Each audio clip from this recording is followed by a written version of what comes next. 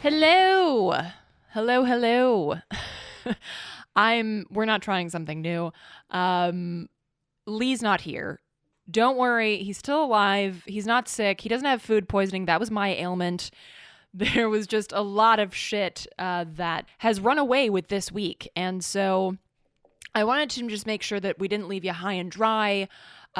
Because there's one thing in particular that I really wanted to make sure that we talked about this week, and something that's really important to me. But I also wanted to let you all know that we're not doing a full episode this week because no one wants to hear me just talk at them for 50 minutes.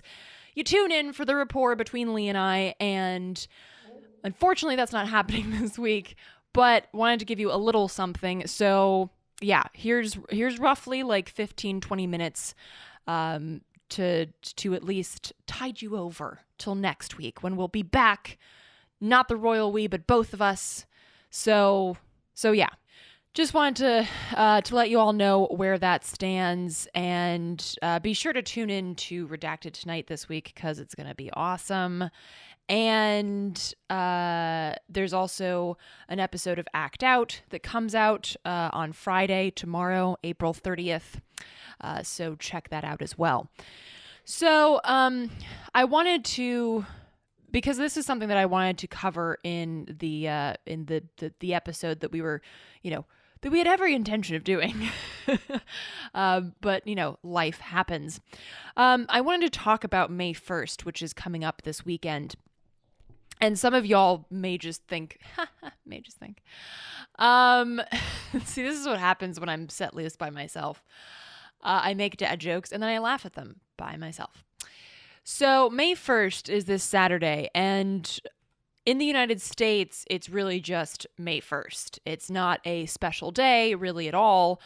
But around the world, in more than, I think at this point, like 60 or 70 countries, it's known as Labor Day. And folks might be listening and being like, I thought that was some arbitrary day in September where you get sales on school supplies and banana hammocks. But no, Labor Day is actually May 1st. It's May Day.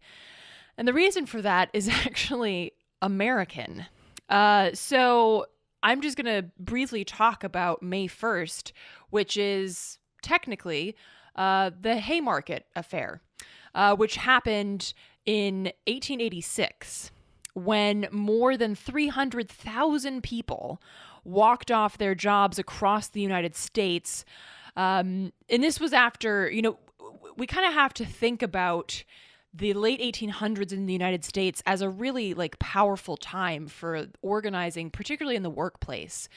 This is also a time that we saw in the late 1800s, early 1900s. We saw, for instance, the mine wars, which you can see in my shameless plug, in my film Hard Road of Hope. But this idea that the workers were coming together and saying, this is fucked. We deserve just some basic human rights, not even asking for, for that much crazy shit, which is kind of reminiscent of today, where basically asking for $15 an hour when the minimum wage should be more than $20 an hour, if all things were equal. That's pretty fucking measly. And even that can't be pushed forward. So in a lot of ways, we hear echoes today of what we were hearing in the late 1800s. And this is, of course, history repeating itself because we don't know our history. Our history is amputated from us. It is sucked out of our education, our literal, our school education, but also our community education. That instead of community places and community centers being places where we learn the people's history, they became places to talk about Jesus and paint, Easter eggs or whatever. So this is 1886 was a very vibrant time for labor rights organizing. And it's also, I think, important to point out that around that time, you saw a lot of collaboration between different leftist groups. So anarchists were working with communists and socialists. And these sort of stark divisions that we see today in the left, where it's like, I can't work with you because you're a socialist, or I can't work with you because you're a syndicalist, or whatever the fuck. Those lines were far less stringent and strict, and people really saw the value of working together, whatever ism or whatever ideology you happen to call yours. The value of working together and of this collective power was so great that people really created some mass movements, and we see that. I mean, more than 300,000 people walking off their jobs on May 1st, 1886. And again, so this was after years of pleading for an 8-hour workday. Folks might recall the sort of saying, 8 hours for work, 8 hours for rest, 8 hours for what we will. The idea that working 12, 14-hour days is just inhumane and unsustainable. So they had pleaded, they had gone to the official channels for a very long time and just gotten nothing. On top of that, they wanted safer work conditions.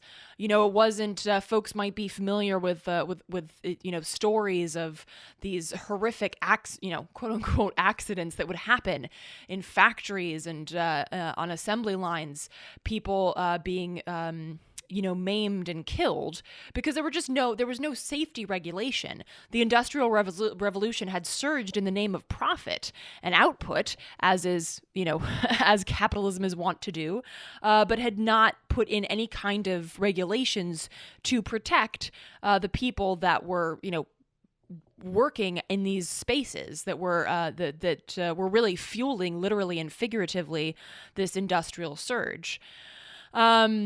Another demand that was a part of this was to basically get the state off their ass. Pinkertons would harass and beat the shit out of people who tried to organize for better working conditions and for better pay and for an 8-hour workday. And so at the epicenter of this was Chicago. And this is why it's known as the Haymarket Affair or the Haymarket Riots, because this, the sort of pinnacle, the climax of this walkout that happened, that started on May 1st, happened on May 4th at Haymarket Square in Chicago. And basically what happened on May 4th, there was a public meeting that was called to address what was going on, not least of all the police brutality that had been dealt out to workers the previous days of striking. And in Chicago alone, roughly 100,000 workers had walked off their jobs. At Haymarket Square that evening, there was a crowd of roughly 3,000 people that gathered to hear comments by anarchist organizers, by workers. Even the mayor of Chicago was there. So this was a huge event, right? And it really spoke to the power of the workers to bring together these sides of this argument, right? The sides of the debate, and make it clear that, look, we're not backing down. We demand basic human rights. Now, this is where the history gets squirrely, because you have the state saying, oh, the crowd was super rowdy and it's no surprise that shit went the way it did. But then you have far more believable, because it's not coming from the state, far more believable accounts, even newspaper and such accounts from that time that were talking about how the crowd wasn't rowdy. There was, a pretty high spirits in the crowd, actually, because they felt that this was a powerful moment to really make it clear where the workers stood. So, so the meeting or the event goes off pretty well. There's not really any altercations, but then as it winds down, the cops decide that now, as cops are wont to do, decide that now would be a really good time to start roughly dispersing the crowd. And then shit went from like police brutality to what the fuck just happened. an explosive device was thrown and landed in police ranks. Now, no one knows who did it, but it was very quickly used as an arrow to point and fire at the anarchist organizers. Some suggest that the culprit was a police agitator trying to get the police to fire at the protesters, which they did. 11 people died and upwards of 100 were injured in the melee that ensued. 8 anarchist organizers were tried and 4 were hanged.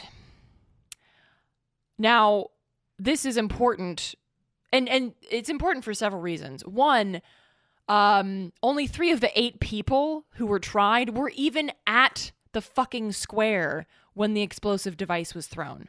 And yet 4 were hanged, 8 were tried. So it's clear that this was a trial not so much for the actions that took place, but for the political beliefs. The political beliefs of anarchy and the political beliefs of labor rights. And this kind of signals a very powerful moment for the state to demonize anarchy, which, I mean, if you live in the United States, you know that the word anarchy is fucking terrifying. And also breaking apart the strength of the labor rights movement, which was also done very, very efficiently. You know, if we look at where the labor rights movement is today, some 130 something years after the Haymarket Affair, it's quite clear that they did a bang up job of ripping apart the labor rights movement and of demonizing those who organize along the lines of labor rights. So, and we can see, echoes of that even from, the 20th century, like the trials of Huey P. Newton or Leonard Peltier. The point was really to make an example of these dissidents. And, since anarchy was finding a foothold in America, someone had to hang for that. Fast forward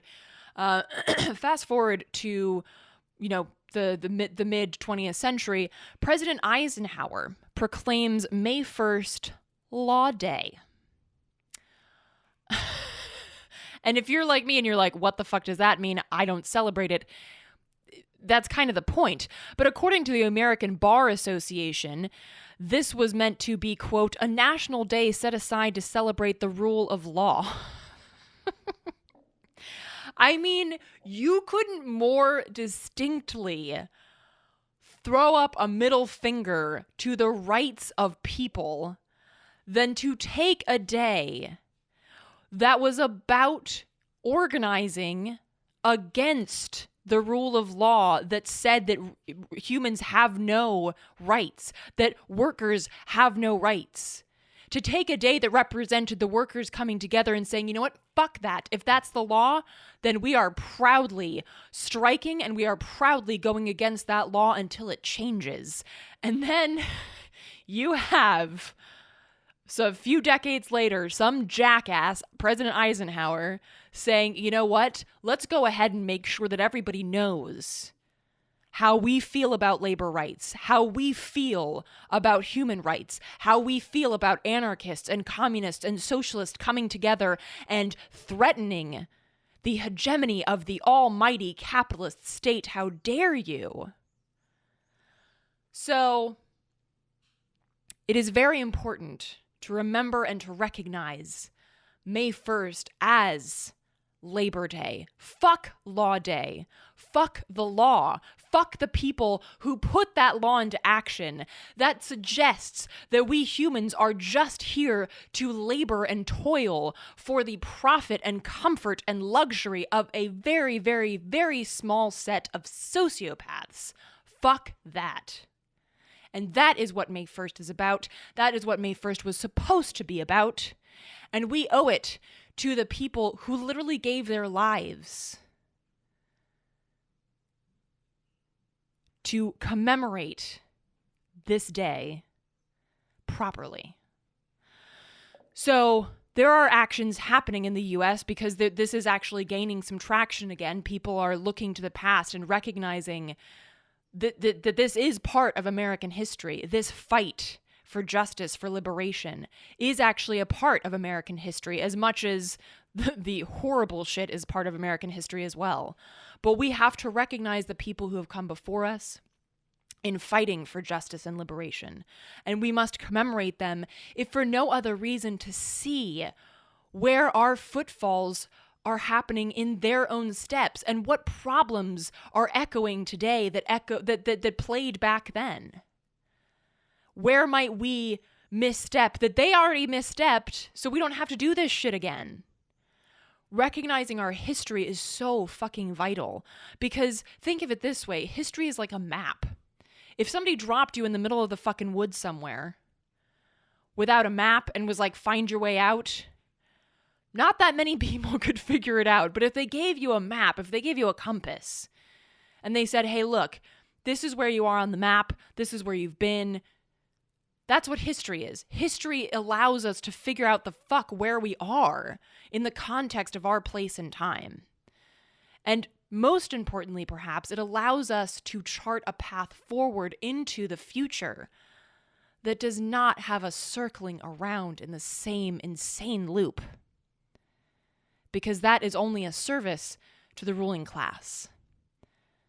And we owe ourselves much better. We owe those who have come before us, and we owe those yet to come much better. So with that, I'm going to leave y'all with that little short, thank you for coming to my TED Talk. But yeah, so again, apologies that we couldn't bring y'all a full episode this week, but thank you so much for your continued support. Thank you for listening.